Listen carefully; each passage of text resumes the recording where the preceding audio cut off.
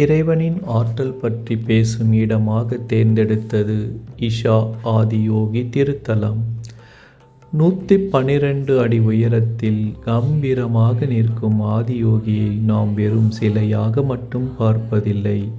அவர் மனித குலத்திற்கு தன் எல்லையை தாண்டி செல்ல 112 வழிகளை வழங்கிய முதல் யோகி. இங்கே சிவன் என்பவர் ஒரு நபராக அல்ல, எங்கும் நிறைந்திருக்கும் சூனியமாக அல்லது வெறுமையாக பார்க்கப்படுகிறார். அந்த இடத்தின் உண்மையான சக்தி அங்குள்ள தியானலிங்கத்தில் உள்ளது. இது எந்த மதத்தையும் சாராத ஒரு அபூர்வமான எரிசக்தி மையம்.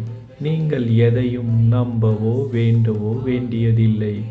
சில நிமிடம் அங்கு அமைதியாக அமர்ந்தாலே போதும், உங்கள் உள்நிலை அமைதியாவதை உணர முடியும். இறைவன் எங்கோ வானத்தில் இல்லை, நம் ஒவ்வொருவருக்குள்ளும் எல்லையற்ற ஆற்றலாக மறைந்திருக்கிறான் என்பதை இந்த தலம் நமக்கு உணர்த்துகிறது. இந்த உள்நிலை பயணமே உண்மையான ஆன்மீகம்.